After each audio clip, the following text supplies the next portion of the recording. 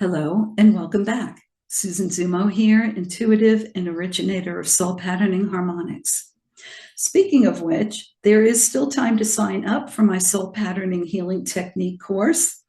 It will be held on November 9th, and I think you'll find it very beneficial, especially if you are interested in working with your Akashic record to unveil and activate your innate spiritual gifts, and also to heal the Akash for you and those you love, and the world as well. So if you're interested, please reach out and connect with me, and we'll get you into the course. All right, so here we are. We're at the end of October, and it has been a very interesting month and the culmination of a very interesting 10 months that we've experienced in the year 2025. Interestingly enough, when I tuned in today, I was told time to celebrate your progress and all that you have done this year. This is a time for us to step back and celebrate. And by celebrate, they meant exactly that. Celebrate the fact that you have been working on yourself all year. You have been maintaining your balance, maintaining yourself.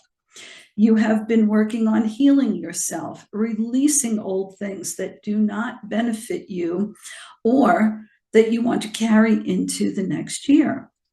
Celebrate the fact that we are here and that we have done an absolutely wonderful job all year long of lifting our frequency, building community, and staying connected to our higher.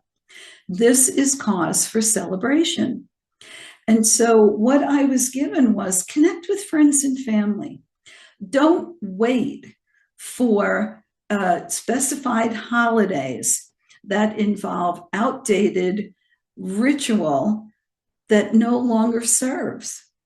Why wait until a holiday that is filled with stress and filled with outer work to celebrate the inner you? Not necessary. And it's not going to be as much fun either. So what I was shown was to connect with friends and family. Connect with those who share your frequency. Connect with those who have also been releasing all year, growing all year, lifting their frequency all year. Get dressed up. Make lunch into a celebration. Connect with friends, connect with family, and make it into a celebration of your own. They said, have friends over for tea, right? Meet for coffee and make it special. Make the purpose of that meeting to celebrate you and them and celebrate together. This is the time for us to remember all of the good things. We are bombarded with negativity all day long, all around us, and sometimes we're in that space too. And we need to remember who we are, what we've accomplished, and to lift our spirits and look up and forward to the future. We know that this has not been an easy 10 months. For some of us, it's not been an easy years that we've been through. And we tend to focus on the things that we want to change. We tend to focus on the things that haven't changed. We tend to focus on what we want rather than what we have, who we want to be rather than who we are. And this is the most opportune time to celebrate who we are and what we have and what we've accomplished. I would recommend that you make a list and bring it with you so that you can exchange with your friends all of the wonderful things that you've done. Many years ago, a group of friends and I would go out to celebrate someone's birthday. And we would each take a turn going around the table and talk about and highlight the things that we loved and admired about the individual who was celebrating their birthday that day, why we loved them, why we appreciated them. And it made that meeting and that celebration so special, not only for the person whose birthday we were celebrating, but for everybody who participated, because it reminded us how much we loved and appreciated that friendship and having that individual in our lives. And I think that's really good for us to do, because sometimes we tend to take advantage of ourselves and others. We take those qualities that drew us to that individual for a friendship or in love, and we just don't think about them. They're just there. And so to highlight that and call it out is beneficial for everyone. So it may be a meeting in the park. It may be a meeting at your favorite restaurant. It could be just a gathering in your home. It doesn't have to be large, but it needs to happen. And I think it needs to happen now, or they wouldn't be talking about it right now. November and December are going to see lots of change.